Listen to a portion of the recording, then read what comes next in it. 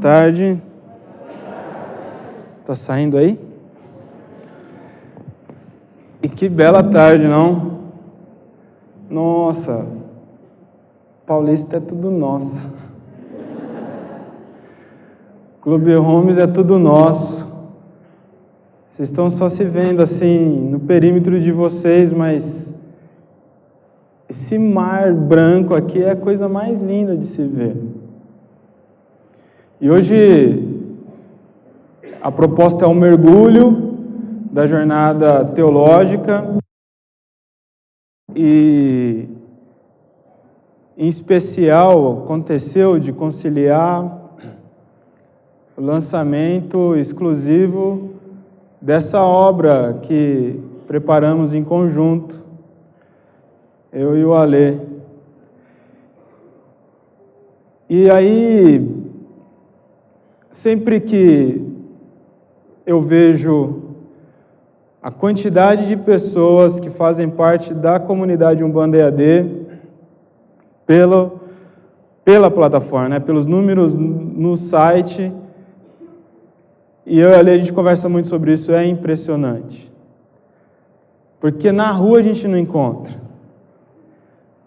Nos terreiros a gente não encontra, mas é impressionante que no mundo tantas pessoas estão reunidas e não se dão conta no mesmo ambiente virtual. Quando começou a proposta de ter esses encontros presenciais, nessa jornada de 2017, parecia algo, vai dar ruim, vai ser difícil.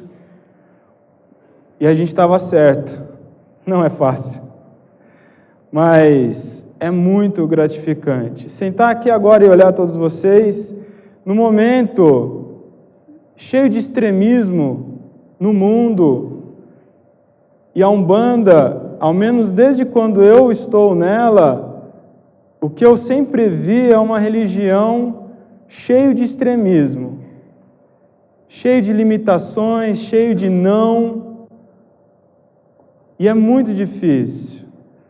Ao se falar em estudar de Umbanda, há muito não. Mas quando eu vejo aqui 500 pessoas sentadas, que é uma parte de uma turma de estudo de Umbanda, a certeza que dá é que nem tudo está perdido.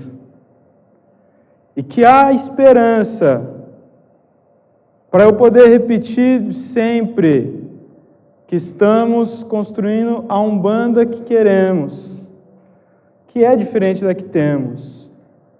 A Umbanda é um ideal, é um estilo de vida, é um estilo de pensamento, é uma forma de ver o mundo. Não é um lugar que você reza tão somente. É tudo você. Quando você incorporar tudo isso, entender o que é eu sou Umbanda, você percebe um mundo diferente, você percebe o outro diferente e, acima de tudo, você num mundo muito diferente. Então, muito obrigado por vocês serem a confirmação de que há algo muito especial acontecendo e que todo o esforço empregado de dezenas de pessoas está valendo a pena. Muito obrigado.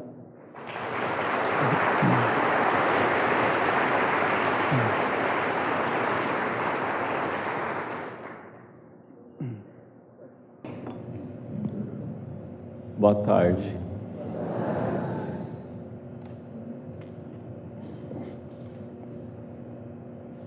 Tá tudo muito rezado mesmo.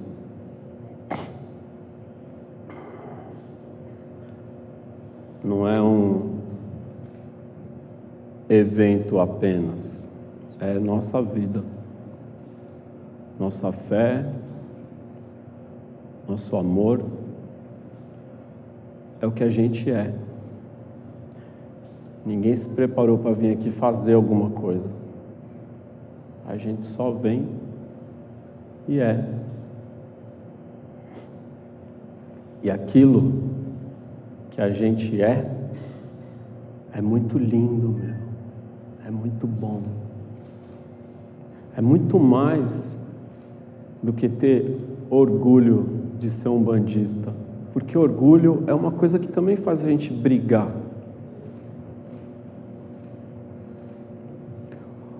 Orgulho é só o segundo passo, não é o último. O último é só você pleno, feliz, realizado. O ideal é que a gente nem precisasse falar nada, só viesse aqui para ficar junto. Mas a gente tem tanta coisa para dizer para o mundo que não dá para se calar. Então a gente se cala na nossa intimidade. A gente se cala no silêncio de saber que estamos juntos e que isso é algo muito maior, é o próprio sentido do na palavra Umbanda, eu e você. Então, hoje, a minha voz é a sua voz, minha palavra, sua palavra, meu coração, teu coração, meu olho,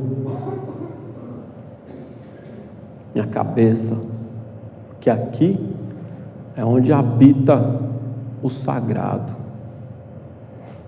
Nas palavras de Pai Benedito de Aruanda, por meio do Rubens, a quem a gente pede a bênção, esteja onde estiver, nosso Pai, nosso Mestre, quem nos deu esse caminho. O corpo é o templo onde habita o sagrado e onde melhor ele pode se manifestar. Então aqui a gente não está só para fazer um diálogo, um discurso ou um evento. A gente está para fazer o que a gente faz melhor.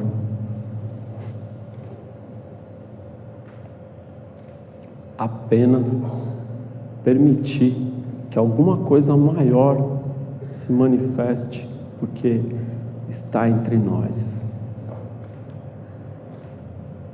Eu sou isso. Eu sou a Umbanda. Não há palavra para agradecer quem veio de perto e quem veio de longe. Às vezes quem vem de perto está mais longe do que quem veio de longe, porque ninguém sabe o tamanho da dificuldade do outro. Então o meu agradecimento é igual. As palavras do Pedro e a nossa emoção. Então, a minha gratidão, a nossa gratidão, por a gente se permitir estar junto aqui hoje para fazer isso. Muito obrigado. Deixa eu falar uma coisa.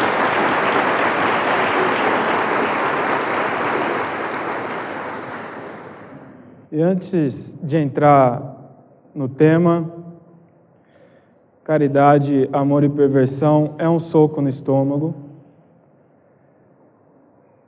Às vezes, alguém mais desavisado pode pensar que isso tudo surge de repente. De repente é isso. De repente pensa assim, de repente tem essas ideias.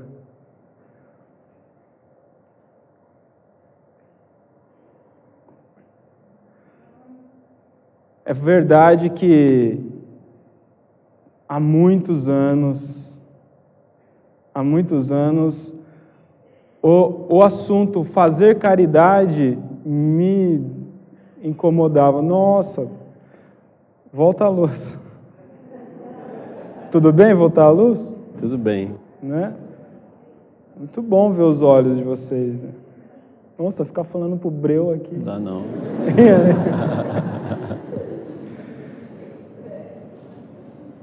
O que eu quero dizer é que o pensamento é um processo de exercício.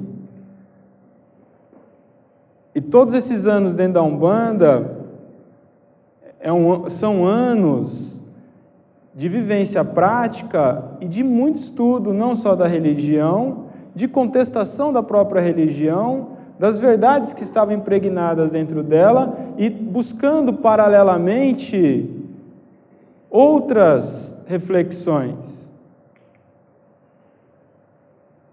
O que o tema desse livro trata é um processo de romper com o que está aí. Não é tão simples. Há muitos anos, quem acompanha, por exemplo, o Alexandre, vê ele falando da liberdade, que a Umbanda é uma religião livre e libertadora.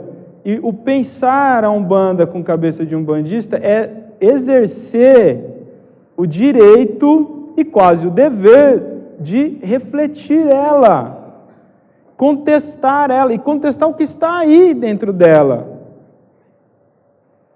Porque se você se vê com medo de pensar ela, há algo na raiz muito perverso.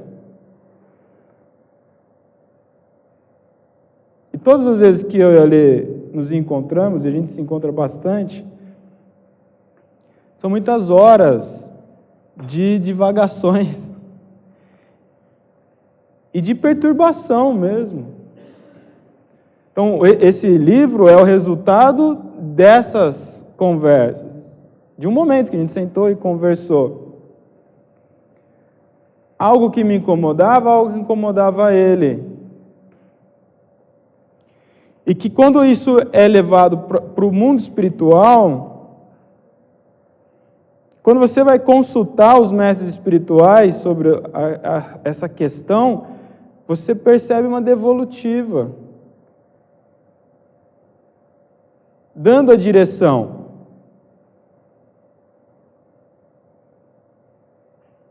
Mas não é de repente.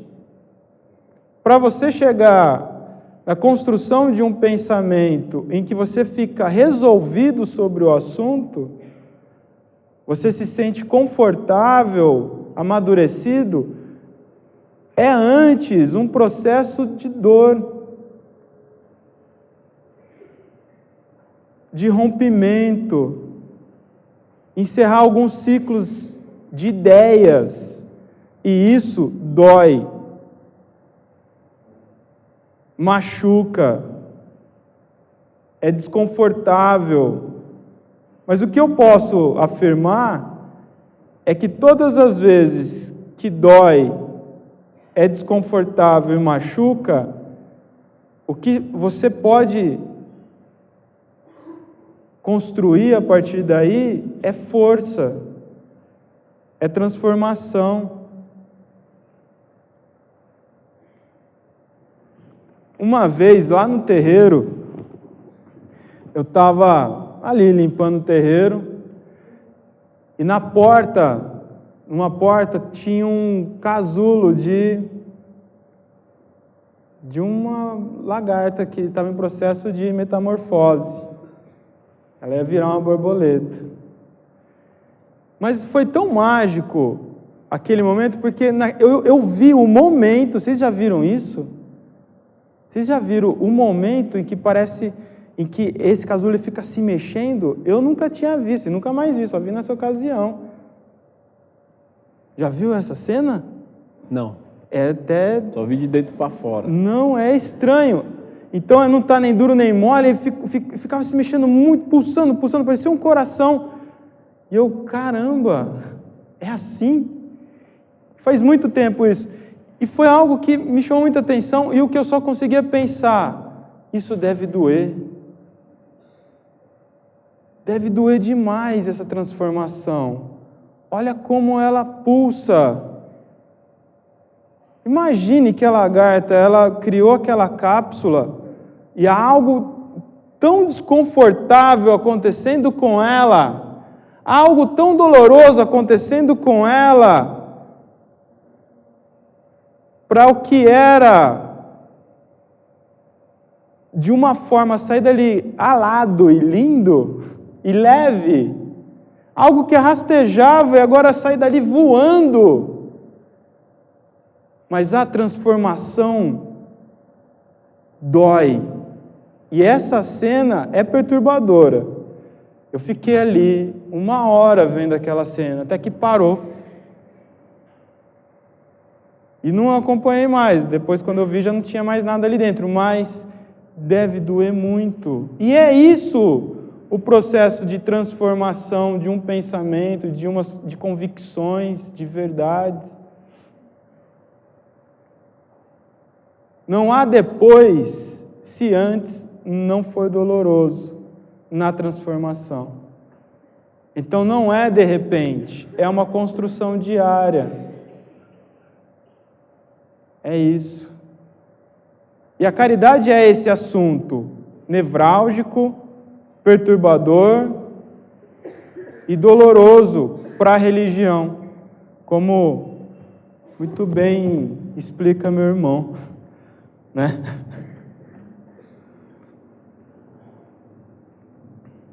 No final, eu abraço todo mundo, beijo todo mundo, tiro foto com todo mundo. Então, se alguém está inquieto com isso, fica tranquilo, que a gente vai começar. Tudo bem?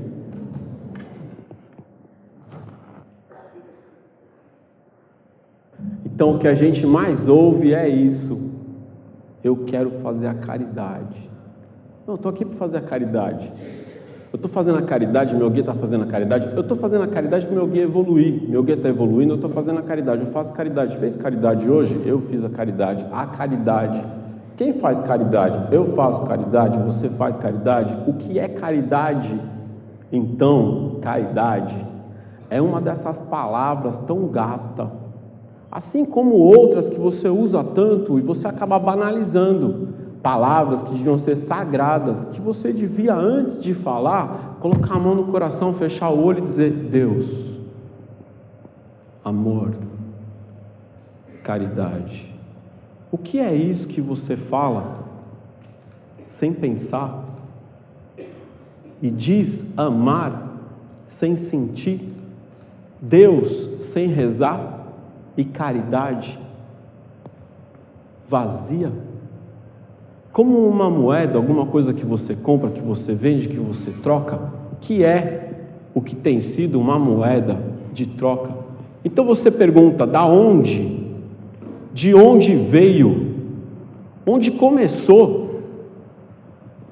Por onde que se perdeu aquilo que devia ser sagrado, juramentado, rezado, cultuado, louvado, respeitado, amado?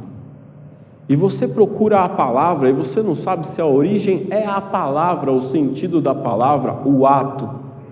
De onde vem? Mas como, afinal, o que se desgasta é a palavra, você busca ela. Da onde? De onde? O que é isso? É português? É latim? É grego? Isso é aramaico, hebraico? Da onde? Religiosamente falando, é um conceito cristão. Está lá na Bíblia, várias vezes utilizada a palavra caridade. Em qual tradução? Quem falou, quem usou da Bíblia, do Velho Testamento, do Novo Testamento, para onde foi? Da obra de Kardec? De Kardec para Umbanda?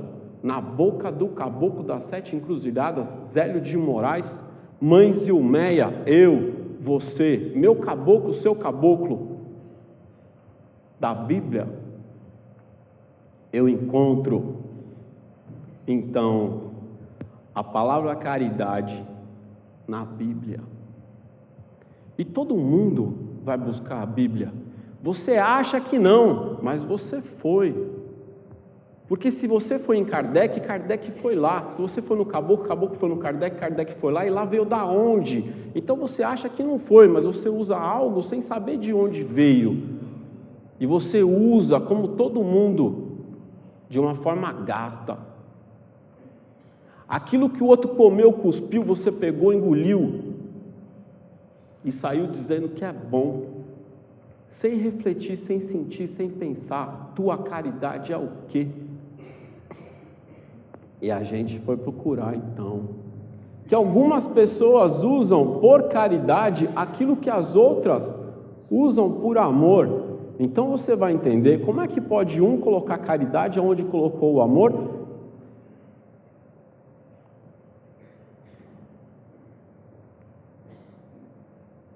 Será que é sinônimo? Alguém entendeu que isso é ou deveria ser um sinônimo? A caridade e o amor a caridade, tudo tão próximo, tão unido, tão junto, mas nem sempre a ação de caridade é um ato de amor, e nem sempre o ato de amor é entendido como caridade. Porque eu não diria para o meu filho, te quero bem por caridade, é feio. Alguém aqui ama seu filho por caridade? Alguém dá uma escola para o seu filho por caridade? Alguém vai trabalhar e traz o prato, a comida na mesa por caridade? Daquele a quem você ama? Mas quando há uma esmola é caridade, mas não é amor. Há amor? Ou há um desencargo de consciência? Então como pode estar tão unido e tão separado ao mesmo tempo? E quem fez o favor de separar? De onde vem? Em algumas traduções, já que a gente vai na raiz, então a gente vai na Bíblia, porque lá é mais velho. O que é mais velho é primeiro, é anterior. Mas o velho, mais velho, se eu estiver falando em texto, a gente tem que pegar na originalidade, Velho Testamento, hebraico e aramaico, Novo Testamento principalmente, quase ele inteirinho em grego. A palavra caridade é a tradução de algo que está em latim, caritas. A Bíblia não é latim. Quem fez a Bíblia no latim foi aquele que a gente chama de Xangô, sincretizado com São Jerônimo. Ele traduziu hebraico, aramaico e grego para o latim e fez uma Bíblia chamada Vulgata, e lá ele pôs a palavra caritas em muitos lugares. Aonde em grego você tem uma palavra chamada ágape. Então cada um traduz como quer. Alguns traduziram essa palavra como caridade, outros traduziram essa palavra como amor. De quem? Do Novo Testamento? Você pode não gostar de Bíblia, meu irmão, mas você não gosta de Jesus? Eu sou um bandista, não rezo para Jesus, rezo para Oxalá.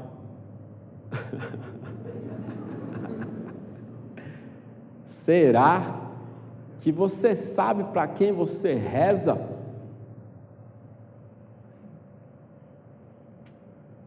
A regra de ouro das religiões é: não faça para o outro aquilo que você não quer para você. Mas Jesus usa uma máxima maior: ame ao próximo como a ti mesmo. E é um negócio incrível, quando alguém diz ame ao próximo como a ti mesmo, parece que você já entendeu tudo. Mas o que é que você entendeu afinal?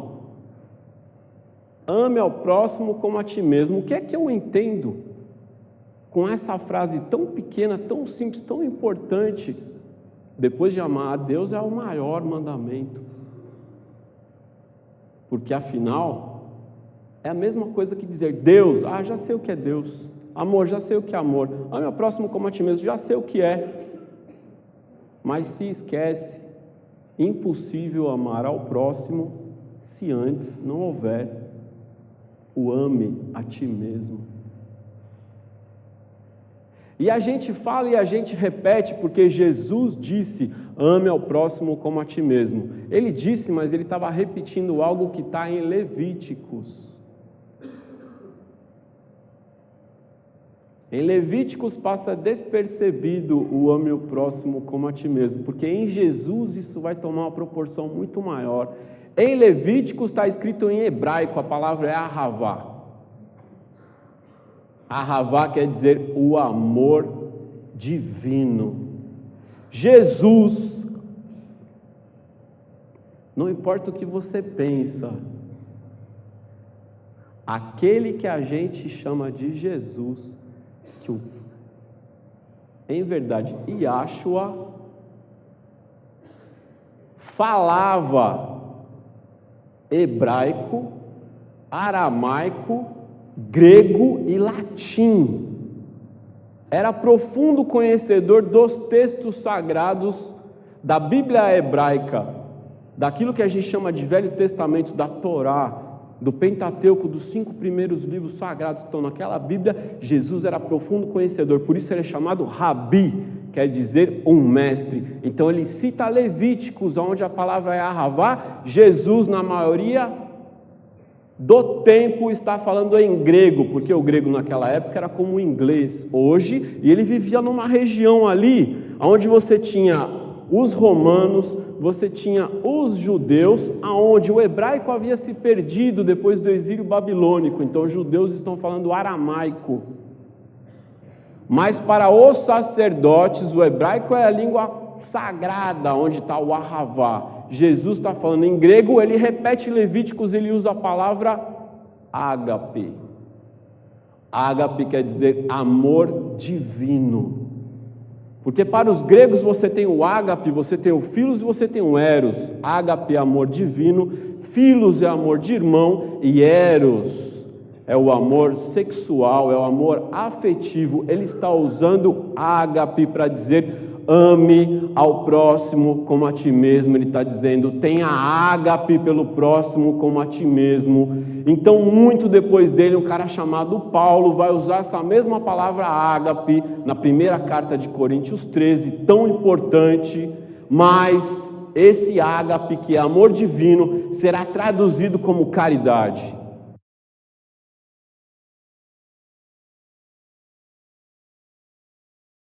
E aí, Rodrigo?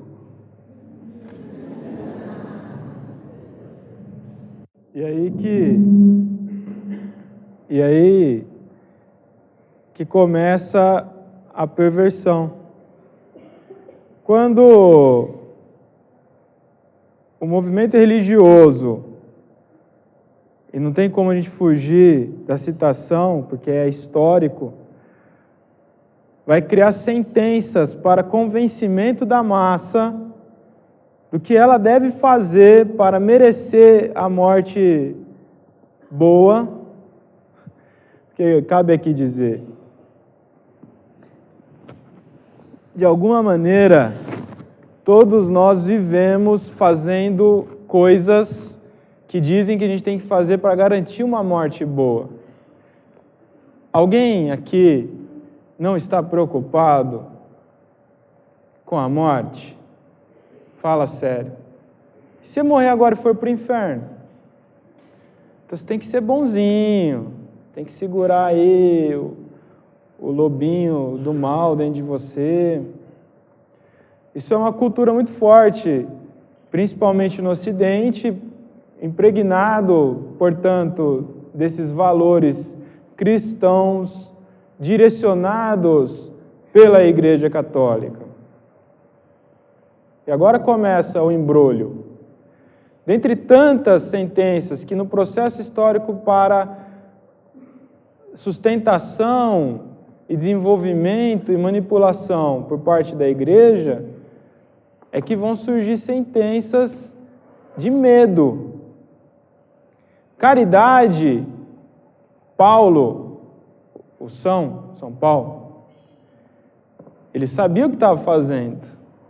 Ele sabia o que estava dizendo. É que vão se apropriar do que ele está falando naquele contexto. Vão se apropriar do que ele está falando naquele contexto e perverter. E a perversão no sentido literal da palavra, que é distorcer. Vamos mudar. Porque ninguém vai entender na realidade. E aí o que caridade, para Paulo, ele sabendo que é o amor divino, o amor maior, o amor divino é o amor da generosidade. Ágape, o estado de ágape é quando você alimenta dentro de você essa estrutura amorosa, que o que te alegra é proporcionar alegria para o outro. Isso é muito difícil entre nós. Honestamente, também, seja honesto, você é mais movido pelo amor eros, pelo amor aristotélico, que Spinoza vai falar muito, que é a felicidade, né? A gente busca a felicidade o tempo todo. Em algum momento vai chamar isso de amor. A pessoa me faz feliz, eu amo ela. Aquela coisa lá me faz feliz, eu amo aquilo. O amor eros, que é, para ficar mais claro, é um amor preconizado por Platão, que é o desejo daquilo que não se tem e que acaba quando se tem. Porque você só deseja aquilo que você não tem. Mas quando você toma posse daquilo, algo vai se transformar, porque já não há mais o desejo de ter.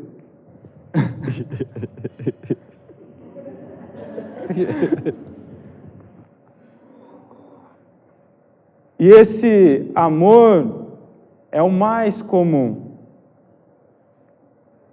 Nós vivemos nos movimentando pelos desejos.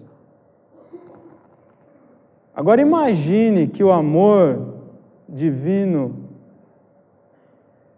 e que vai começar a tomar uma proporção como sentido de caridade pervertido, que seria o amor ao outro, mas que só é possível, como o Comino estava falando, se há amor em você, sobre você.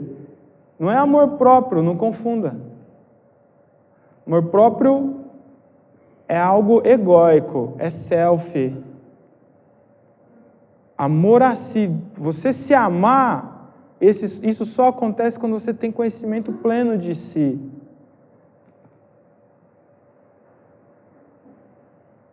E então, vai sumir o sentido desse amor, que seria o ágape, até porque vai mudar nas traduções, e caridade vira sentença para ir para o céu, vira moeda. Fora da caridade não há salvação. Que se fosse então fazer a leitura como o Ale está falando, seria fora do amor não há céu. Se você não vive no amor, você não encontra o paraíso. Mas o que é caridade? Imagina a situação. Padre. Gente, fora da caridade não há salvação. O que é caridade, seu padre? A caridade é a gente ajudar aqui nas nossas obras sociais. Como que eu faço? Você quer comprar um lote, você precisa participar disso. Isso que é a perversão. Vou passar para o Alê, mas eu preciso contar um caso que eu aprendi com o Alê, esses contar casos. Uma vez o Centro Espírita, chegou no Centro Espírita mesmo, Kardec. E aí ilustra bem isso. Está tendo uma sessão e chegou um cidadão lá, ele se manifestou muito revoltado. Vocês estão aqui, fica rezando. que bobeira, vocês ficarem rezando, não vai acontecer nada. E aí o diretor da mesa, né? Como assim, meu irmão? Você meça suas palavras, estamos aqui em nome de Jesus, né? Você precisa acordar pro amor de Jesus. Que amor de Jesus? Vou te contar uma história. Todo ano eu dava um boi para o padre. O padre leiloava aquela coisa toda e ele falava para mim que estava garantido, que se eu desse o boi todo ano, naquela data, estava garantido o meu lugar no céu. E olha eu aqui, e vocês aí? Eu estou atrás desse padre, porque eu não encontrei o céu, estou aqui no meio de vocês, estão rezando, mandaram eu vir aqui, e você está me falando de amor de Jesus? Sabe quantos anos eu dei um boi? 50.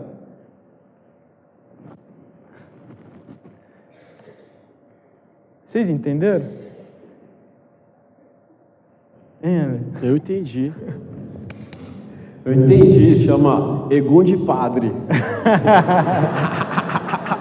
E agora você entendeu porque o boiadeiro fala: ê, boi! Fala aí.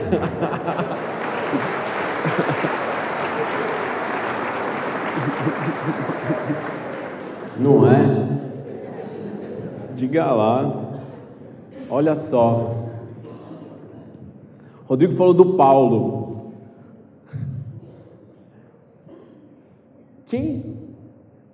A gente mora em São Paulo, cara. Deve ter alguma coisa a ver esse negócio aí, né? Porque se falasse Saulo, ninguém diria São Saulo. Nem fica legal, né? São Saulo. Desculpa se tem algum Saulo aí. Porque Saulo foi o maior perseguidor dos cristãos. Numa época em que cristão era judeu, meu irmão, porque Cristo era judeu, trouxe umas ideias meio revolucionárias no meio do judaísmo, e aí angariou discípulos. Ele falava: vem comigo, e a turma ia. Faz o quê? Larga tudo e vem comigo. Tinha um lá que era muito rico, tinha muita coisa. Falou: larga tudo e vem comigo. O cara ficou triste. Ele falou: é mais fácil o camelo passar no buraco da agulha que o rico ir para o céu, não é mesmo? E aí ferrou, porque você só guardou isso, o camelo, o buraco da agulha e o rico, e não entendeu nada. Porque a frase está se referindo à pessoa apegada, meu irmão. Você pode ser um pobre apegado e um rico desapegado. É disso que a gente está falando. A passagem é forte, ele é um revolucionário. Ele traz uma nova linhagem de pensamento dentro do judaísmo. Porque quando diz, atira a primeira pedra quem não tem pecado, isso está contrário àquilo que está escrito no Velho Testamento. Quando ele diz, o sábado foi feito para o homem, não o homem para o sábado, é o contrário do que está no Velho Testamento. Quando ele diz, mais vale o que sai da boca do que o que entra pela boca, é o contrário do que está no Velho Testamento. E você tinha naquela época pessoas chamadas fariseus. Tem um cara fazendo uma série de vídeos da Bíblia, eu estava vendo lá, ele falou que era fariseu. Ele falou, rapaz, falou que fariseu era uma classe de pessoas que decorava o texto sagrado e andava com o texto sagrado embaixo do braço, decorado, para cobrar dos outros irmãos se estava seguindo ou não o que está no texto à risca. Vocês já viram alguém assim? Hã? Isso é fariseu. Então, quando Jesus começa a sua pregação, ele está o tempo todo sendo questionado pelos fariseus e os escribas. Escriba quer dizer, naquela época você não tinha imprensa, ainda não tinha aparecido o cara chamado Gutenberg, nem muito menos internet, não é? Então, para você ter um livro, alguém tinha que escrever ele à mão. No caso de um texto sagrado, se no meio do texto você errasse uma letra, jogava tudo fora e tinha que começar a escrever outra vez. Então o escriba era uma classe de pessoas muito respeitadas.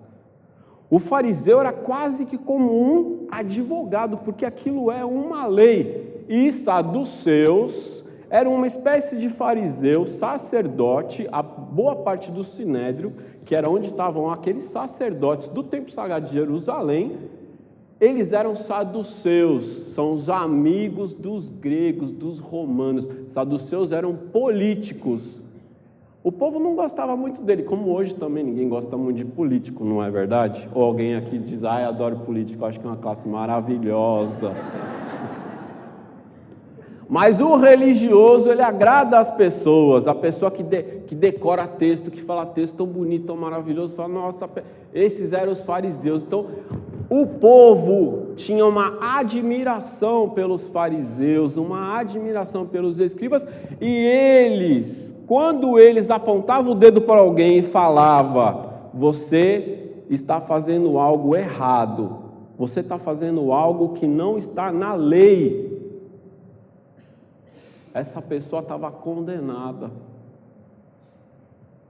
E quando Jesus, que era um homem do povo, Jesus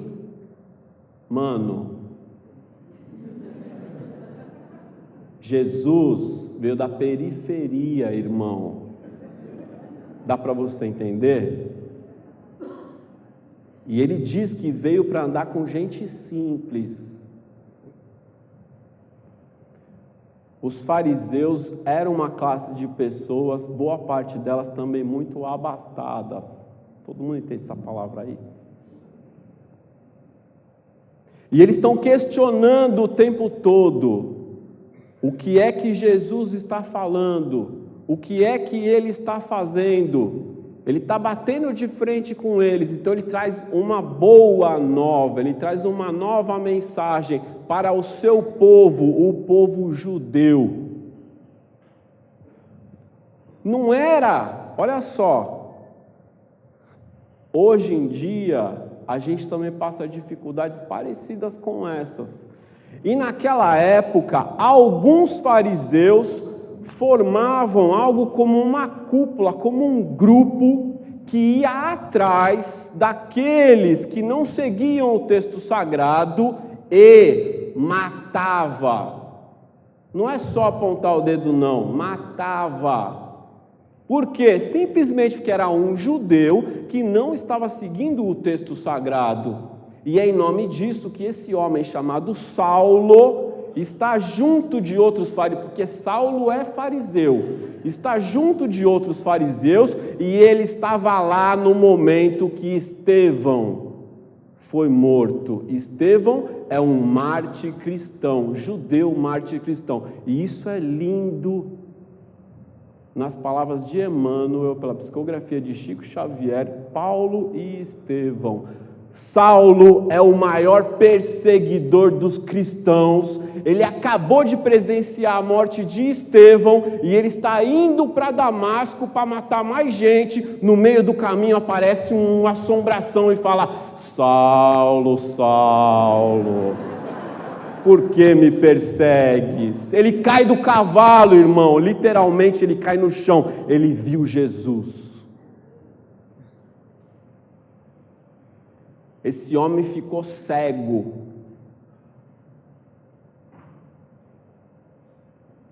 Eu não sei se foi de vergonha, porque ele precisou inclusive mudar o nome dele para Paulo, para dizer: agora eu sou outro homem, eu sou Paulo, e esse é São Paulo, aquele mesmo que escreveu as cartas.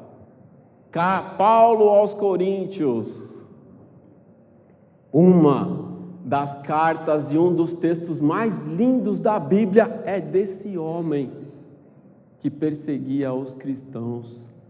Vocês conseguem imaginar o tamanho da culpa?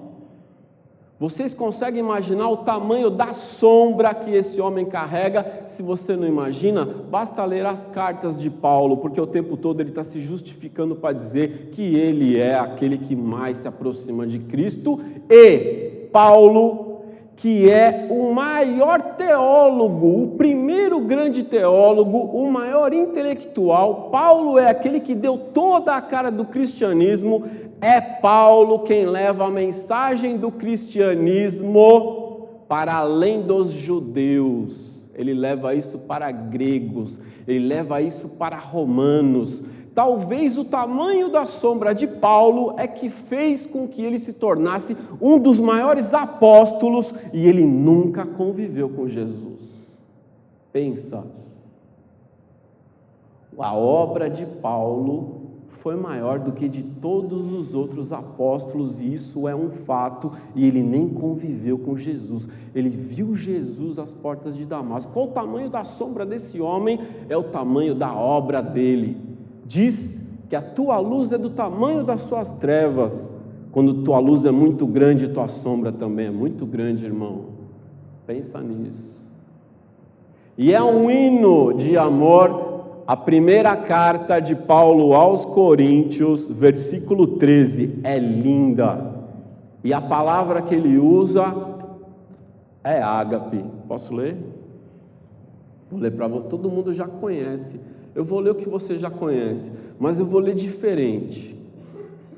Vamos ver. Eu peguei 4, 5 traduções da Bíblia, juntei todas para fazer uma que eu achasse que ficasse um pouquinho melhor. Olha lá. As palavras são de Paulo.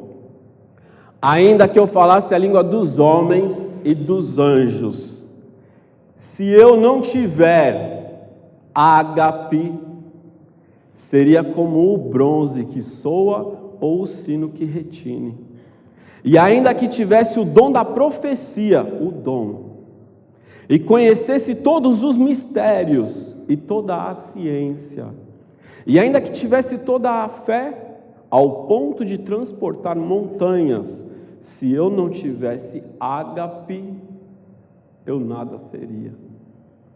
E ainda que distribuísse todos os meus bens aos pobres, e ainda que entregasse o meu corpo para ser queimado, se eu não tiver ágape, de nada vale. Ágape é paciente, bondoso, prestativo, benigno, não tem inveja nem orgulho, nem arrogante ou leviano, não se ensoberbece e não se ostenta.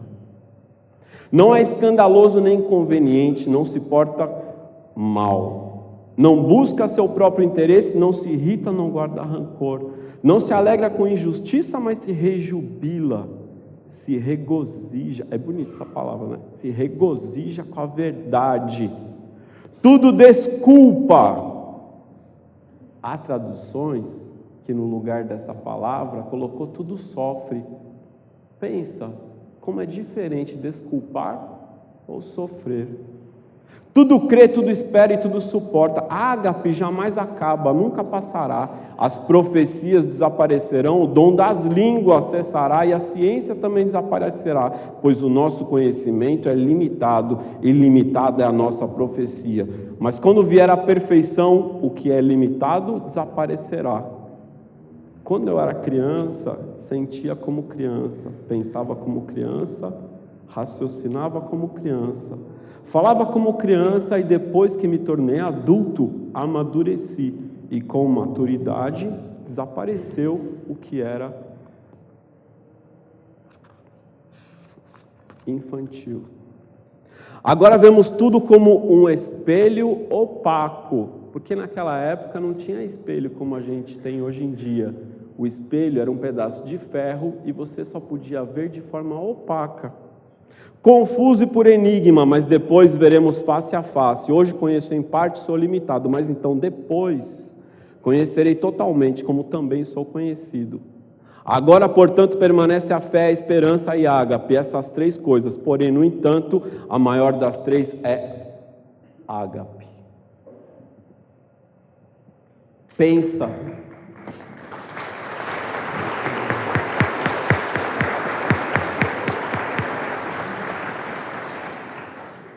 Pensa. Ele usou a palavra ágape,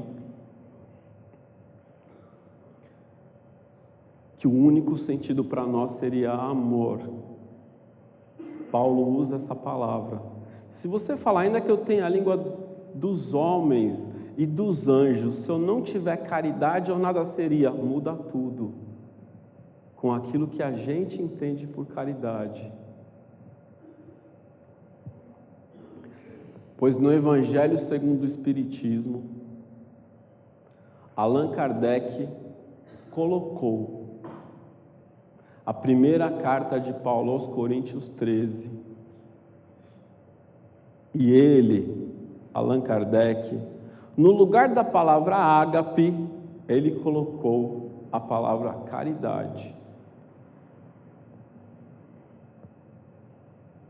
E logo depois, no Evangelho segundo o Espiritismo, um espírito vem comentar essa passagem que é um pequeno trecho da carta de Paulo aos Coríntios.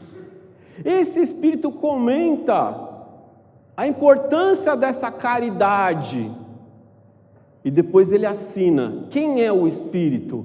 É o próprio Paulo. O próprio São Paulo, o apóstolo. Então, a gente está aqui para questionar. Se Paulo falou ágape, por que Paulo comentou a caridade? E eu lhe pergunto, a obra de Kardec é inquestionável? Você se sente à vontade ou você está muito desconfortável agora para questionar alguma coisa da obra de Kardec? Nós dogmatizamos a obra de Kardec porque se você não puder questionar a obra de Kardec, então a gente nem deveria estar aqui hoje. A gente pode e deve questionar tudo. E Kardec emenda, fora da caridade não há salvação. Meu irmão, se você precisa se salvar é porque você está perdido. E esse conceito é da Igreja Católica, que afirma, nascemos em pecado. Se todos nascem em pecado, então precisa se salvar. Kardec está brigando com a Igreja. Porque a Igreja, naquela época, dizia, fora da Igreja não há salvação. Kardec diz, fora da caridade não há salvação. É uma briga com a Igreja. Mas a gente engoliu a frase e a gente repete, fora da caridade não há salvação. O caboclo das 7 encruzilhadas se manifesta em uma sessão espírita. Zélio de Moraes se considera espírita e agora a palavra caridade está na boca do caboclo.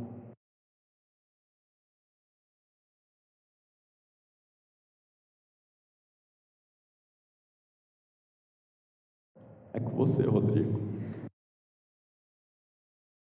Bom, vocês estão com o livro e vocês vão poder ler ele várias vezes para assimilar esse processo histórico e onde queremos chegar. Então agora eu vou dar um salto. Pode dar. Porque ficou claro todo esse processo histórico e ficou claro um ponto crucial de distorção, portanto, perversão. Quando o amor ele fica pervertido, porque eles vão dar um outro sentido, vira uma moeda de troca. Antes desse conceito virar sentença de salvação, havia a venda de indulgência. A venda de indulgência era a compra do bilhete para o paraíso. Então, no começo, a igreja vendia só para o indivíduo que pagava, e ele podia comprar dos seus filhos ou dos seus pais. Depois foi ampliando. Ele podia comprar para o vô, para a avó, para o tio, para a tia. O perdão e, portanto, o paraíso, o lugar no paraíso. Aí chega uma hora que isso cai. E aí vem a ideia, né, da caridade como outra moeda de troca. E quando chega então no Kardec, e por conta de um problema, uma birra dele com a igreja, porque ele está sendo perseguido pela igreja e ele também está perseguindo a igreja.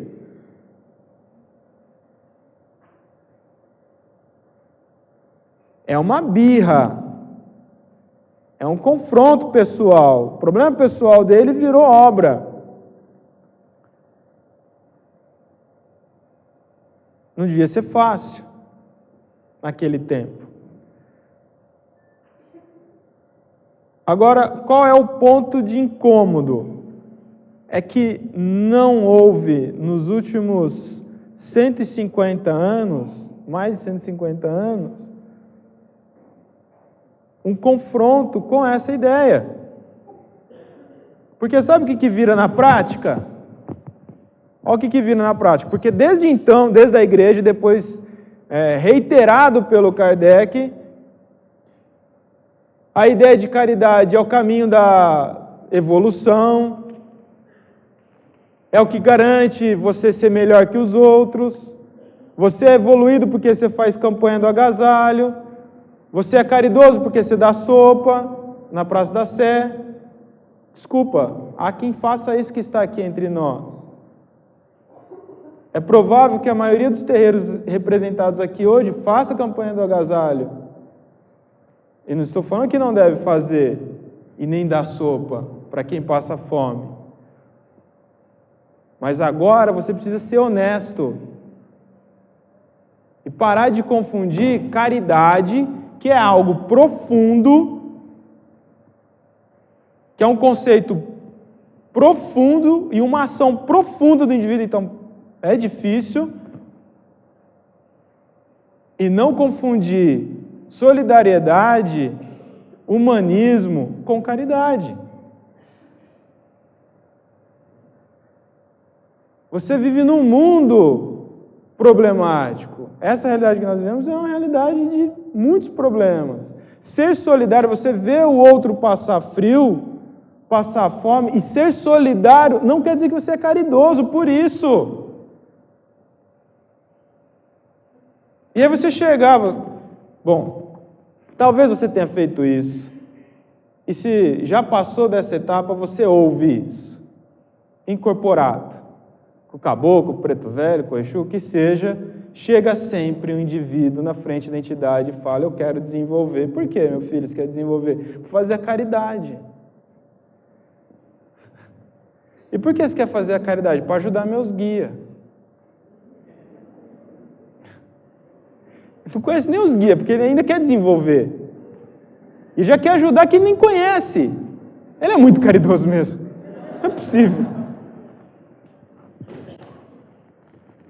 Mas por que você quer ajudar seus guias? Não, porque eu quero fazer a caridade, que eu quero evoluir. Percebe a ideia? É uma carteirada. Eu aprendi que eu preciso fazer a caridade, eu aprendi que a vida continua. Se a vida continua, para ser melhor, eu tenho que evoluir. Eu evoluo fazendo a caridade. Faço a caridade incorporado. E aí tá tudo errado. Porque você vai se surpreender ao descobrir, cedo ou tarde, que o que o seu guia faz é caridade, mas você não. Não vem querendo pegar a moral do guia para você, não. Eu vou levantar também. Levanta. Desconfortável.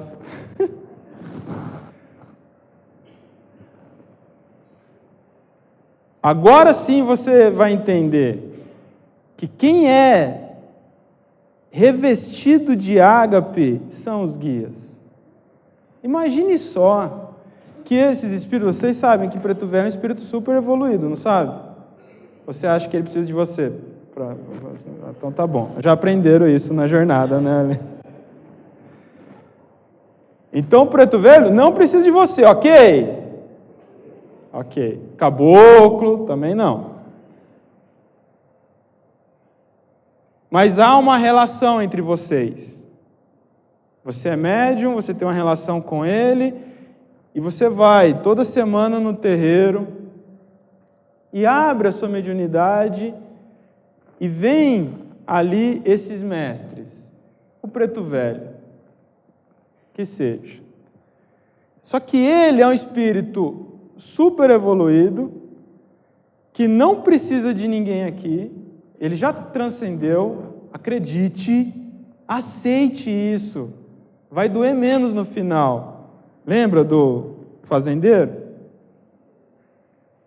Porque não adianta você depois cair num centro qualquer e falar assim, falaram que eu tinha que ir no terreiro toda semana que eu ia para Aruanda. E eu estou aqui, vocês estão aqui, eu estou aqui. Não adianta depois. Aí, esse Espírito que transcendeu, ele olha para a humanidade aqui e se compadece. E compadecido e movido de amor é que vem no terreiro. É Ele, são esses mestres que incorporam através de vocês, que são os verdadeiros caridosos. Eles têm amor à humanidade. Porque nada justifica ele sair de onde quer que ele sai, vamos chamar de Aruanda. Que não é uma colônia ali, em cima de Minas Gerais, é longe. Pra caramba. Ele sai sem necessidade nenhuma, só por amor. Só por amor que ele se desloca de uma outra realidade, sem precisar, para vir ouvir um monte de baboseira que a gente fala para eles, reclamar da dor de barriga, da unha encravada, do vizinho, do gerente, do patrão. É muito amor, não é? Concorda, irmão? Demais. Sem corda, né? Concordo demais. É muito amor. Para ele ouvir tudo isso, dar um abraço, dar um conselho, tentar nos ajudar a sair dessa cegueira, dessa infantilidade, desse apego. É muito amor e eles fazem isso sistematicamente todas as semanas. Ou seja, toda vez que você está lá no terreiro. Às vezes mais que uma vez na semana, não é? Só por amor. Mas você não faz isso por amor. Não me engana. Sabe por quê? Eu sou igual a vocês. Eu não vou no terreiro por amor aos outros. É verdade. Vai, assume que você vai se libertar, você vai ser daqui mais leve. Sabe por que eu vou no terreiro? Porque é bom demais. Fala. O cheiro, o tambor. Incorporar não é mal barato? É muito doido incorporar, irmão. É muito bom o negócio. Mexe com o corpo, você vibra. Né? E aí vem, aí você amplia a consciência, vem outro ser que assume junto com você, você fica naquela coisa frenética. Nossa, é mal barato esse negócio, fala a verdade. Não é uma delícia? E quando incorpora o orixá? Nossa, que demais que incorpora o orixá, fala. Eu nunca danço com a minha mulher.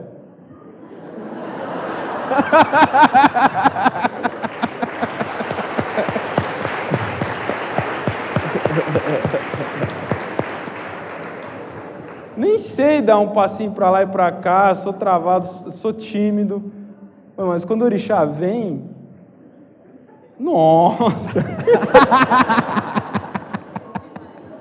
Vixe!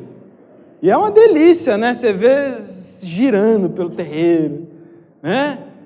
E você vai naquele ritmo, me sinto, né? Então, o que me leva para o terreiro é mais um impulso egoísta, porque é bom para mim, pra caramba, ir para o terreiro. Não é por caridade. Não é por ninguém, é por mim. Não é nem porque eu acredite, não mais acredito, né? Que é porque eu tenho uma missão, um compromisso com os guias, que os guias precisam de mim, porque eu já aprendi que não, eles não precisam de mim. Eu já sarei disso, eu passei por isso. Porque quando você não tem argumentos, você começa a pegar nessas ideias. Eu não posso falar que eu vou ao terreiro porque é mais barato. Tem que falar que é porque eu sou muito caridoso. Eu vou lá porque meu guia precisa de mim para evoluir. Eu sou muito foda, meu guia precisa de mim para evoluir, cara.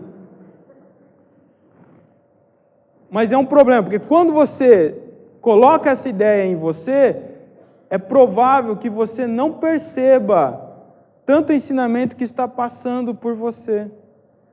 Porque você se fecha, você se blinda numa vaidade, numa arrogância estúpida, infantil, e aí tudo aquilo que o mestre espiritual, que está manifestado em você, pode te inspirar, pode te influenciar através de uma consulta, você está na postura do caridoso, que está ali porque o guia precisa de você e os outros precisam de você. Babaca. Está perdendo a oportunidade de crescer,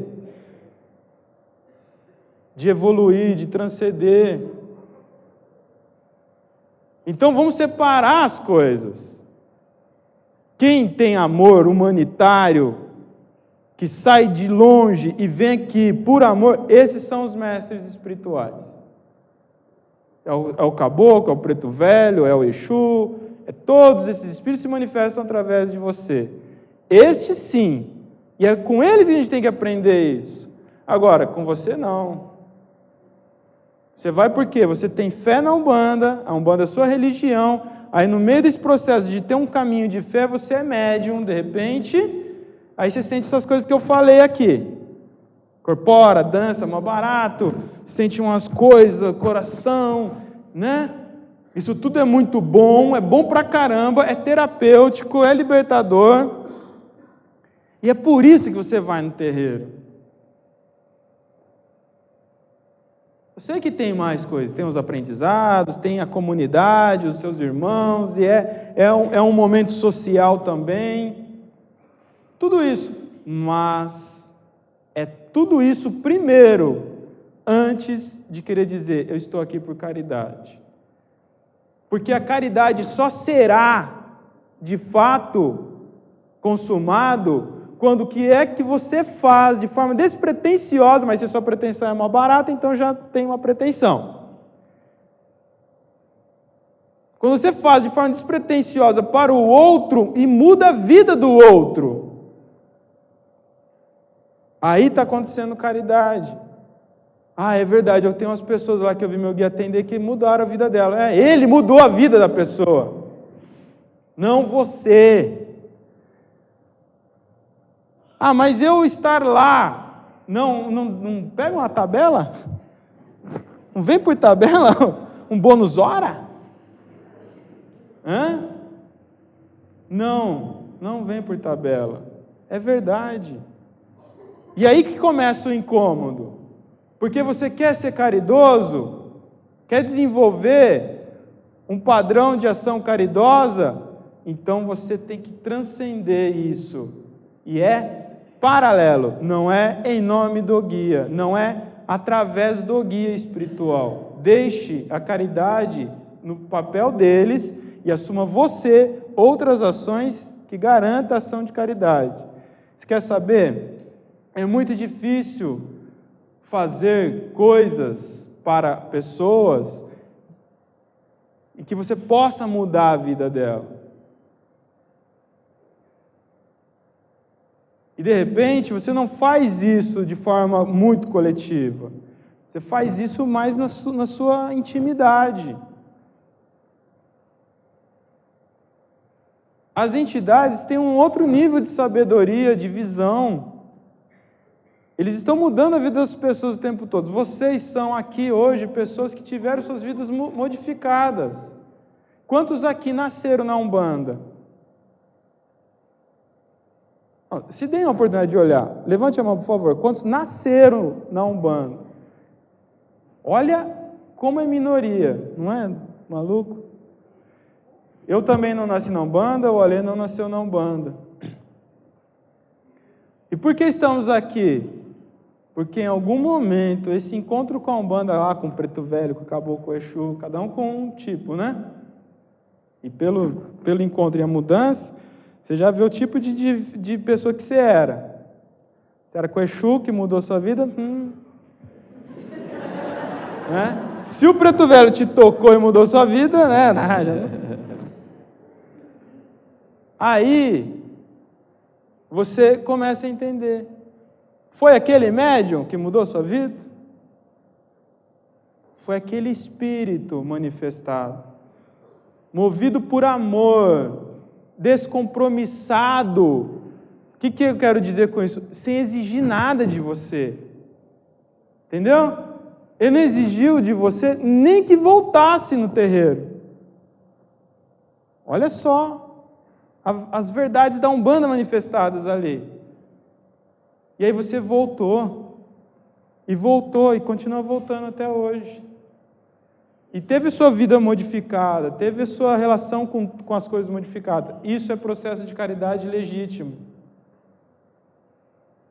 Você pode fazer caridade, mas você precisa entender o que é caridade. Solidariedade não é caridade. Nós precisamos ser solidários, mas isso não faz de nós caridosos. Não é exatamente isso que define a caridade. Então, é essa confusão que é a perversão. Nós precisamos ajudar quem tem necessidade, se você puder e tiver oportunidade, desde que isso seja um movimento natural seu também, não pode ser uma regra. É o seguinte, todo mundo aqui para poder evoluir vai ter que ir na campanha não sei das quantas. Mas se você é compadecido pelo outro, age de forma solidária, você é solidário. Você pode ser solidário. Ser caridoso é um outro passo. É um outro ponto. O amor.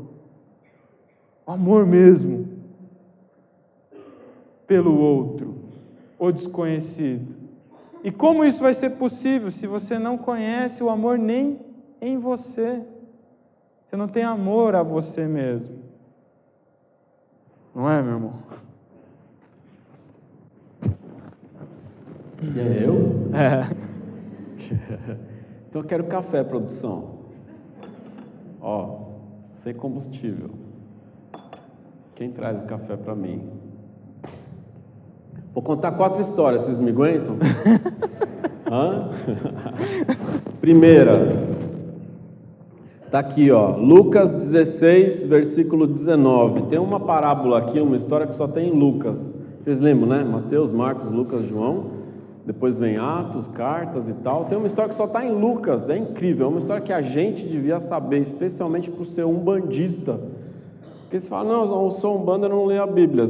Pois é, rapaz, mas você olha para o altar que tem um santo lá chamado São Lázaro. Sabe quem é ele? Você não leu a Bíblia, você não sabe. Você está rezando para ele. Ele pergunta, né? Está rezando para quem, meu filho?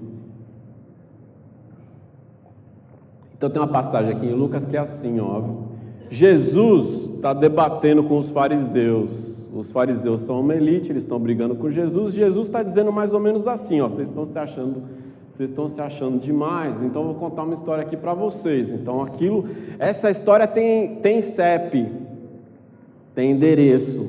O endereço são os fariseus. Ele diz assim: havia um homem rico que se vestia de púrpura e de linho e levava uma vida de prazeres e luxo. Mas um mendigo chamado Lázaro costumava ser Muito obrigado. Produção. Funcionou, hein? Não está nem incorporado fazer essas coisas. Tem gente que é mais solto, né? Um mendigo chamado Lázaro vivia à sua porta, e Lázaro vivia das migalhas de pão que caía da mesa do homem. Mas aí então a morte veio. E esse homem, o rico, ele cai no Sheol. Sheol é onde ficam os mortos, assim, numa cultura mais judaica. E isso foi traduzido como sepultura, mas outros traduziram como Hades. Lembra Hades? Você tem Zeus no céu, tem Netuno no mar. Você tem Hades, é o cara que está lá embaixo, cuida do submundo, cultura grega. Então dizem que ele está no Hades. E aí, se você pegar uma outra tradução, dependendo da tradução, o homem está no inferno. E lá do inferno, do Hades, do Sheol, da sepultura, seja lá de que tradução que você está lendo, Ele olha para cima, esse homem rico, ele está falando dos fariseus. Ele olha para cima e ele vê Abraão. Vocês lembram Abraão?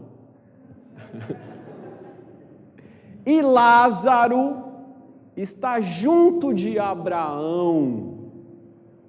E ele diz: Abraão, Abraão, peça a Lázaro que molhe o dedo na água e traga aqui para que eu possa, com a água que está no dedo dele, eu possa me sentir um pouquinho melhor, porque eu estou aqui nesse calor, nesse inferno, nesse fogo. Abraão olha para ele e diz: dá não, meu filho, entre nós e você agora tem um abismo. Quem está aqui não vai aí, você não vai aqui. Essa é a história de Lázaro. Aquele Lázaro que a gente reza São Lázaro, não é o Lázaro redivivo, aquele Lázaro que Jesus fala, Lázaro, levanta e anda, não é, é esse. Aquele Lázaro que a gente reza é um mendigo que tem cachorro lambendo a ferida dele, que isso também está escrito aqui. Essa é uma história, guarda ela. Segunda história, estou eu lá em casa vendo televisão, apareceu o pastor, e o pastor está contando uma história assim, falando: olha, tinha uma mulher muito rica, mas muito rica, mas já velhinha. Essa rica tinha uma cuidadora, a cuidadora dela, que é uma empregada, está cuidando da mulher rica, mas a morte veio para a mulher rica, a morte veio para a sua cuidadora, veio para a cuidadora antes, e quando a mulher rica morre, ela chega no céu. Quem é que está na porta do céu? São Pedro. Recebe a mulher rica e ele diz: vem cá, minha senhora, vamos dar uma volta aqui, vamos andar pelo céu, você vai conhecer o ambiente, vai conhecer o lugar, vou te levar para conhecer tudo antes de mostrar aonde você vai morar. Vamos primeiro dar uma olhada. Aí São Pedro entra com ela e vai lá no céu, vai num bairro, e aí vai no outro bairro, e chega num lugar muito rico no céu. Isso eu ouvi o pastor. Eu vi o pastor contando essa história. Na verdade, ele está fazendo uma releitura daquilo que já era contado dentro da igreja. Eu acho que vocês vão me entender. Ele chega num bairro muito rico. Pode levantar outra vez. Ele chega num bairro muito rico. Aí ele fala: ali tem uma conhecida sua. E a casa é uma mansão gigante. Nossa, quem será minha conhecida? Deve ser uma daquelas minhas amigas lá, rica também. Quem será que está lá? Ele fala: vou te levar lá para ver a sua conhecida. Quando ela chega, quem mora naquela casa? A cuidadora. A cuidadora, que era uma empregada, mora. Ela, meu Deus, se a minha empregada mora nessa casa, imagina eu? Vou morar numa casa muito maior ainda? Aí São Pedro diz: agora vamos que eu vou mostrar a sua. Daí ele vai caindo para a periferia, irmão, do céu. Aí ele vai entrando na comunidade, entra na comunidade. Aí chegou num casebrezinho, numa choupana muito simples, de pau a pique, falar que é a sua. Que é isso, São Pedro? Que negócio é esse? Qual é a psicologia do céu? Quem é rico na terra é pobre no céu, quem é pobre na terra é rico... Não, não é nada disso. Não é nada disso. A sua empregada, ela tinha poucas posses, mas do pouco que ela tinha, ela dava muito para a igreja.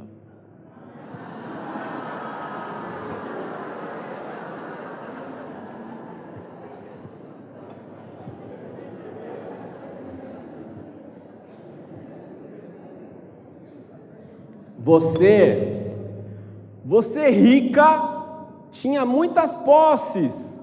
O que você dava para a igreja era muito mais do que o que ela dava. Mas o que você dava para a igreja era pouco em comparação ao tanto que você tinha.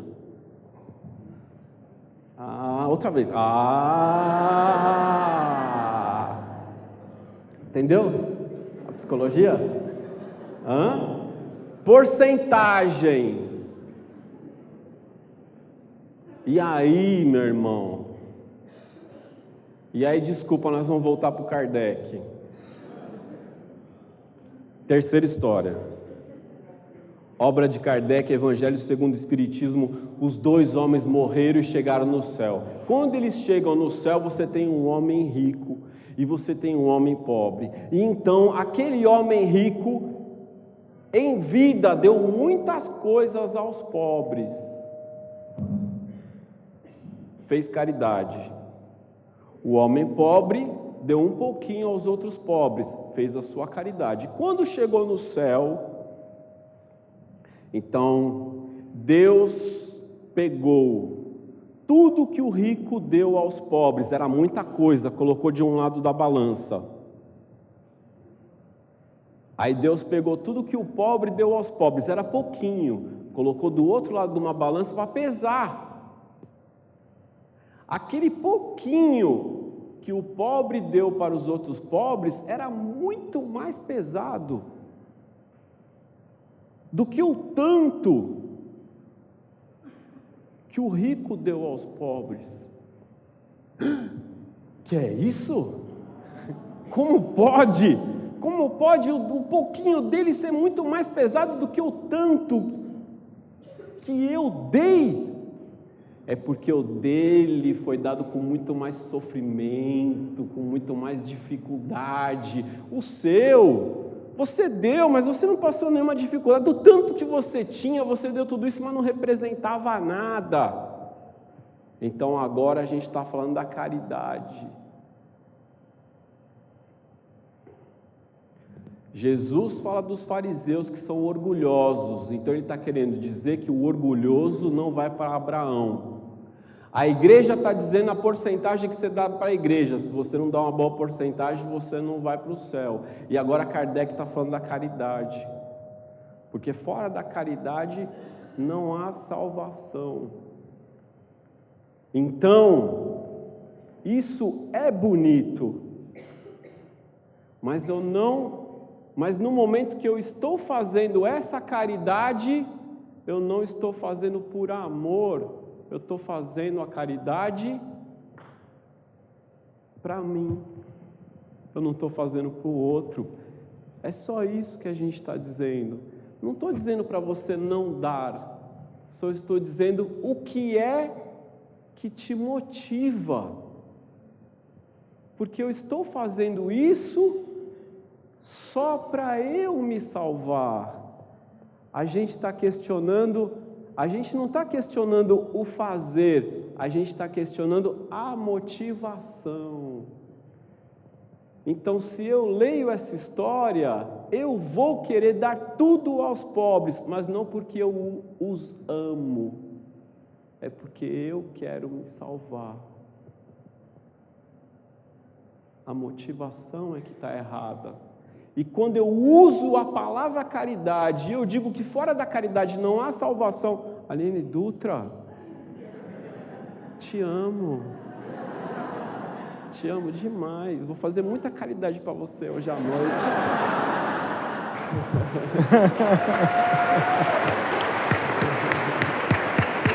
Te amo. Para quem não sabe, Aline, minha mulher estava trabalhando, ninguém dispensou ela hoje para vir aqui. Te amo. Perdi até o assunto, ó, nem sei mais o que eu estava falando.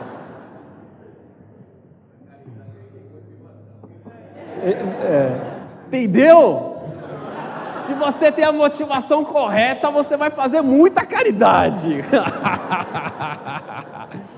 Então a ideia é qual é a motivação, porque se você ama, você vai fazer, e você vai fazer porque você ama. Então a caridade é um resultado do amor, é um desdobramento. A virtude não espera recompensa. Se você está esperando recompensa, não é mais virtude. O que é mais bonito, ser caridoso ou ser generoso?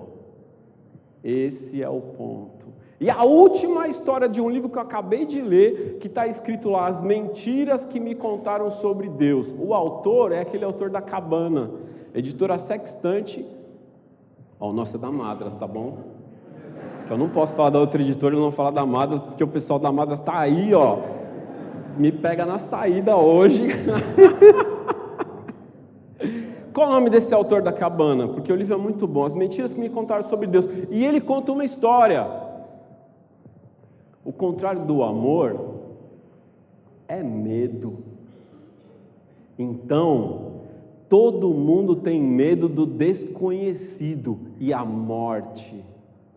que é uma das coisas que dá sentido à vida, porque se você não fosse morrer, tua vida não seria o que é. Mas o que vem depois? A gente tem muito medo do que virá. O que é que vai acontecer? Por isso é que todas essas 3 histórias, elas falam do que vai acontecer depois que você morrer. E você dá muita importância, porque você quer de alguma sorte garantir que depois dessa vida continue, e que continue de alguma forma boa. E ali o homem está contando uma 4ª história. Vocês querem ouvir? Tudo bem? A 4ª história? A 4ª história é a seguinte: o homem morreu, foi para o céu, chegou na porta, São Pedro estava lá. O homem olhou para a porta, olhou para o Pedro, olhou para a porta e falou: ei, Pedro, como é, irmão? São Pedro, como faz para entrar? Aquela porta enorme, e São Pedro lá, como entra? São Pedro falou: tem ponto? Como assim? Não. Você tem ponto? Tem que ter ponto para entrar. Ah, eu tenho. Levei sopa. Sopa. Eu dei sopa. O Rodrigo gosta da sopa. Eu dei sopa. Eu dei muita sopa durante anos. Olha, durante 20 anos eu dei sopa. Muita. São Pedro olha para ele e diz assim: 1 ponto. 1 ponto? Meu Deus, quantos pontos precisa para entrar? 100. O homem falou: mas eu era sacerdote. Não sei se era de Umbanda, hein? Não lembro agora se era pastor ou se era padre. Eu fui sacerdote, eu fiz batizado, eu fiz casamento, eu fiz ato fúnebre, eu aconselhei, eu orientei, dei paz. São Pedro olha para ele e fala assim: mais 1. Aí nisso chega um outro homem, ele reconhece o homem que está chegando. Tinha um bar no centro da cidade, um café assim, nem tinha religião, não dava sopa para ninguém, nem a sobra acho que não dava. O homem entra direto: que isso, São Pedro? Vai dizer que ele tem 100 pontos, vai dizer que esse homem tem mais pontos do que eu. São Pedro olha para ele e fala: não, ele não está participando desse jogo não.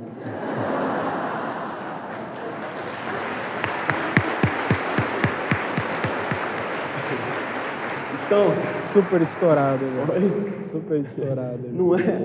Agora, pensa. A caridade é isto, se a gente entender que ela é o ágape. Se a gente entender que ela é o amor. Se a gente entender que ela é virtude. Allan Kardec coloca: é lógico que todo mundo aqui tem uma gratidão sem fim pela obra de Kardec. Ela é a nossa base maior, mas tudo tem que ser pensado. A gente não deve engolir sem pensar. Então o Caboclo das 7 Encruzilhadas diz: Umbanda é a manifestação do Espírito para a prática da caridade. Zélio de Moraes diz: Umbanda é a manifestação do Espírito para a prática da caridade. E você pergunta: quem é o Caboclo das 7 Encruzilhadas? É Frei Gabriel de Malagrida, queimado na Santa Inquisição, um sacerdote católico. Frei Gabriel de Malagrida sabe muito bem que caridade é ágape. Então, quando ele diz Umbanda é a manifestação do Espírito para a prática da caridade, essa palavra na boca dele é outro sabor. Porque Zélio de Moraes, quando encontrava alguém na rua, passando de um morador de rua, alguém que tivesse ali no relento, isso não é romantismo, isso é fato, isso não é mito, porque isso é história.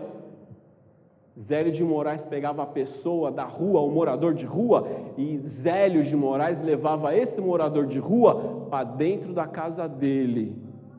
Porque eu ouvi da boca da mãe Zilmeia que ela saía do quarto dela e emprestava o quarto dela para que o Zélio levasse o morador de rua e ficasse no quarto da filha dele, até que ele pudesse cuidar e a pessoa estivesse bem para seguir o seu caminho. Então é disso que a gente está falando. Qual é a caridade do Caboclo das Sete Encruzilhadas? Qual é a caridade de Zélio de Moraes? É ágape. Eles não se enganaram, a gente é que se engana. Pensa nisso. Muito obrigado.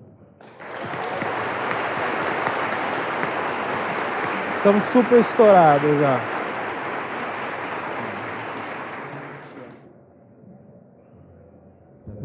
Sou Saulo. Quer responder para ele? O Everton ali tem pergunta, não é? Levanta a mão.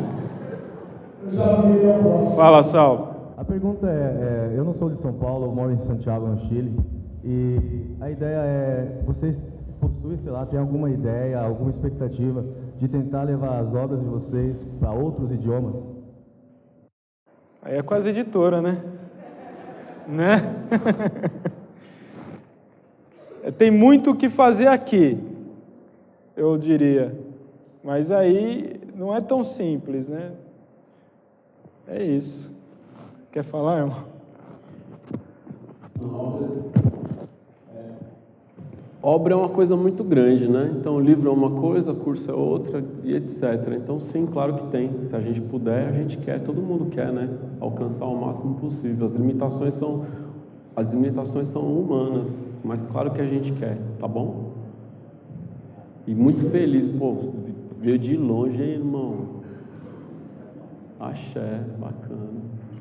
Vamos lá, faz a pergunta e diga para quem é, para mim ou para o Rodrigo. Ali, a próxima pergunta ali, ó. Boa noite, eu sou Everton de Uberlândia, Minas Gerais. Analisando todo esse contexto histórico que existe em cima do livro, toda a divagação em cima da palavra caridade, será que isso é um livro desafiador que vem trazer para todo mundo repensar sobre o que as outras religiões falavam o tempo todo sobre caridade? E será que isso não pode ser um novo momento de reescrever a religião, incluindo assim, essa releitura em cima da Umbanda? Sim, é desafiador, Everton, e eu não diria que é um momento de reescrever, porque não está escrita. Eu diria que é um momento de repensar, de refletir, de ir além, de não estar preso em lugar nenhum, né? De despertar, que a gente possa despertar, é isso. Muito obrigado.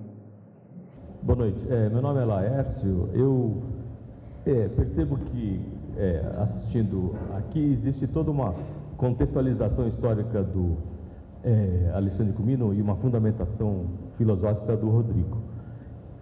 Eu queria saber o seguinte, qual é exatamente a interferência do além nesse tipo de fundamentação, nesse tipo de discussão que vocês fazem?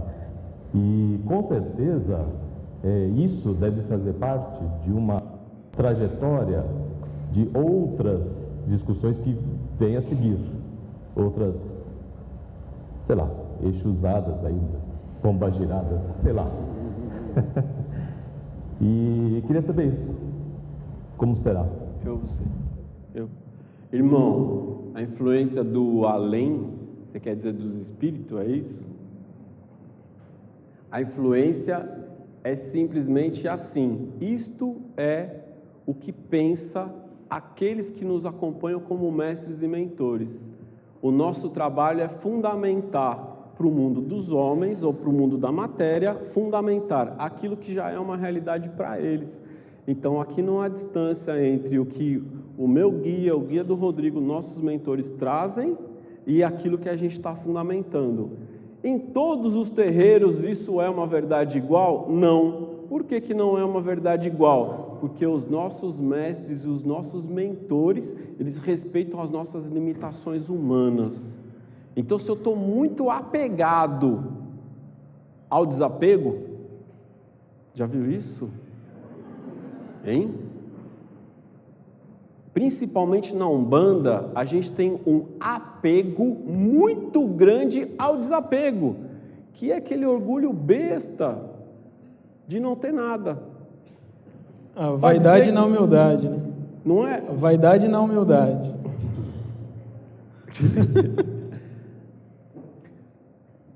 É tão forte isso, que quando o caboclo incorpora, ele tem que respeitar isso como a verdade daquele universo.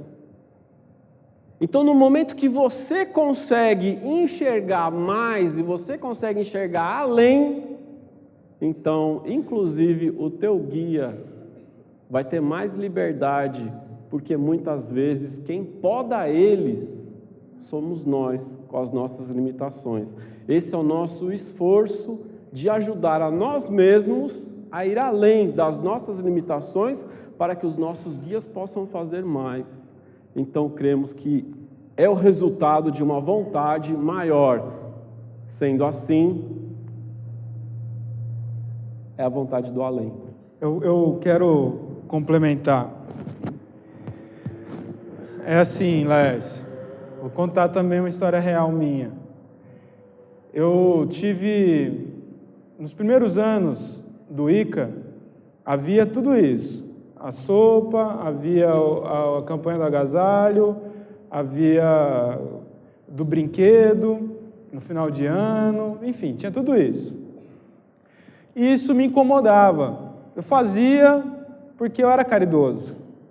E aí me incomodava um pouco, assim, eu não tinha muita convicção daquilo que eu estava fazendo. Até que uma vez, meu filho mais velho, hoje está com 11 anos, ele tinha uns 3 anos. Então, foi nesse momento foi a última vez que eu fiz qualquer tipo de campanha solidária. Foi a campanha do brinquedo. Fiz a campanha do brinquedo, nossa, apareceu muito brinquedo. E aí eu, na minha arrogância, na minha vaidade, de querer ensinar coisas para o meu filho, eu falei, filho, vamos lá na periferia distribuir esses brinquedos. Ele não entendia muito, para ele era uma farra. Cheguei lá no lugar, na periferia, um lugar bem pobre, abri o carro, peguei 2 crianças que estavam passando ali, dei o brinquedo, deu 30 segundos, uma muvuca de criança, e algumas começaram a rejeitar, não era bem aquele brinquedo que ela queria. E aí aquilo foi muito difícil para mim. A hora que eu constatei que estava tudo errado que eu estava fazendo, que estava errado toda aquela lógica, que aquilo não fazia sentido ser caridade, e que aquilo não só não mudava nada a realidade deles, como duraria no máximo uns 30 minutos aqueles brinquedos. E não era esse meu papel. Eu fiquei muito revoltado com a minha estupidez, e dali por diante eu tenho aqui alguns irmãos do ICA que estão aqui, que estão desde essa época lá, e viram quando eu falei, não faz mais, a gente não faz mais campanhas. O ICA não tem vocação para fazer campanha desse tipo, desse gênero solidário. Nós não fazemos assistencialismo social. E aí, mas está errado quem faz? Não, nós não temos vocação. Eu não tenho vocação para isso. Há quem tem. Eu conheço um monte e incentivo um monte. Está aqui, ó. Os direitos autorais desse livro foi doado para a casa do Zezinho, a mãe.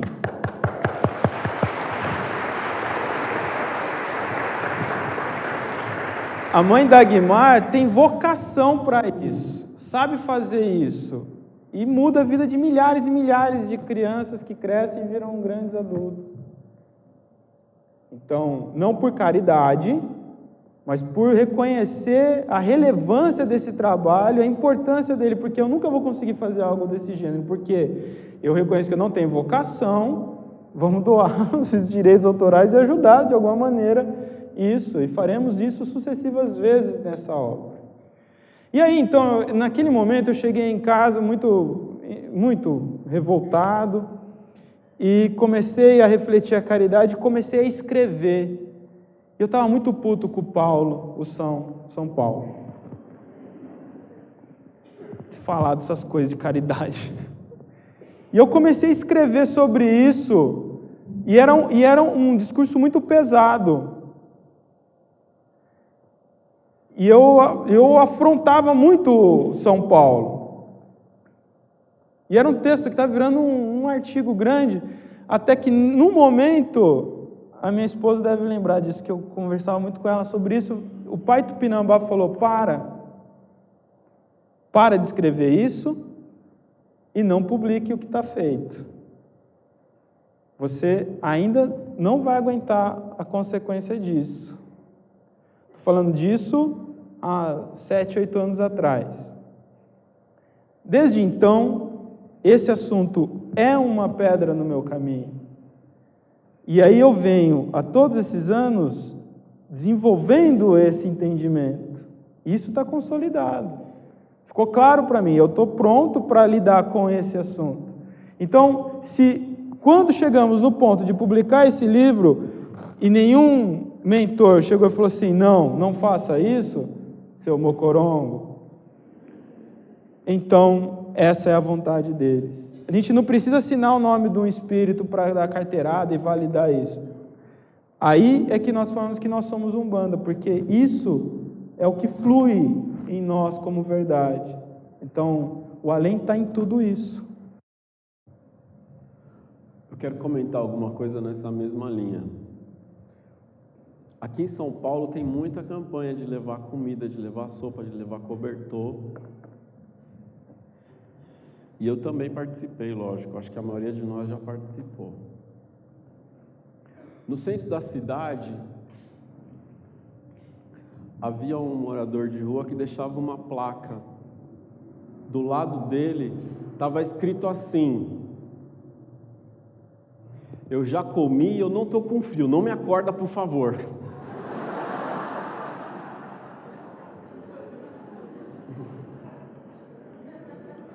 Será? Se ele tivesse recebendo a visita do amor, ele diria não me acorde?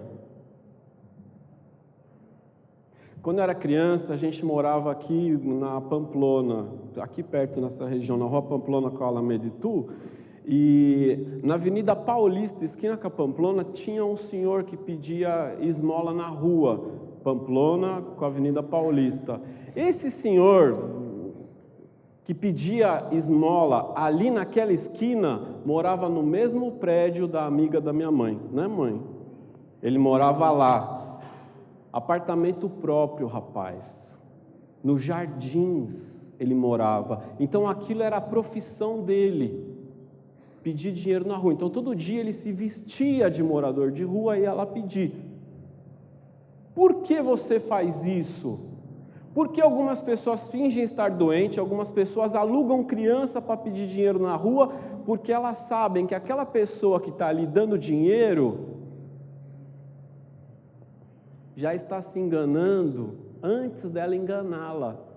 Porque você não dá algo por caridade ou por amor, você dá para você se sentir melhor em relação àquele que não tem.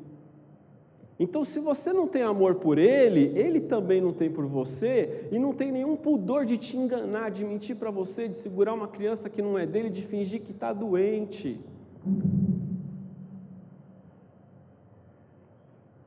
Quando eu entrei na Umbanda, eu nasci no Espiritismo, quando conheci a Umbanda, eu falei, gente, nós vamos fazer a caridade, nós vamos agora embaixo das pontes, vamos levar comidas, vamos levar presentes, roupas e cobertores e tudo mais. E eu fui muito, e quando eu chegava eu falava, acorda,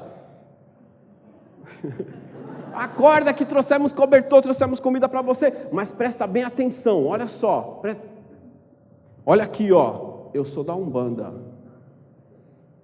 Em todos os lugares a gente fazia questão de dizer que era da Umbanda, para as pessoas acreditarem que a Umbanda é boa, porque eu estava ali dando alguma coisa. Então isso que eu fiz é vaidade. Primeiro, para fazer caridade, você não precisa ter religião para fazer caridade. A caridade quanto virtude não espera a recompensa. E independente de qual a sua religião, quando você fizer, você não tem que dizer qual é a tua religião. Por isso a gente escolheu a casa do Zezinho. Porque a Dagmar, que começou esse trabalho, ela tem uma religião. Ninguém sabe qual é a religião dela. Ela é umbandista, meu irmão. Ninguém sabe. Ela não usa a bandeira da Umbanda para fazer caridade. E ela começou levando as crianças para dentro da casa dela. E quando uma criança precisa de ajuda e é acolhida, a casa do Zezinho vai lá conhecer a família, com psicólogo, com terapeuta, com tudo. Isso é amor. E aqui a gente só queria falar isso, que a gente precisa de uma motivação correta, mais nada. Que a nossa caridade seja o que era caridade para o Zélio, sim, para o Caboclo das Sete Cruzilhadas. Que a nossa caridade não seja a palavra desgastada, seja simplesmente amor. E que a gente entenda que Umbanda é a manifestação do Espírito para a prática do amor. É isso que eu tinha para dizer para vocês hoje. Muito obrigado. É isso.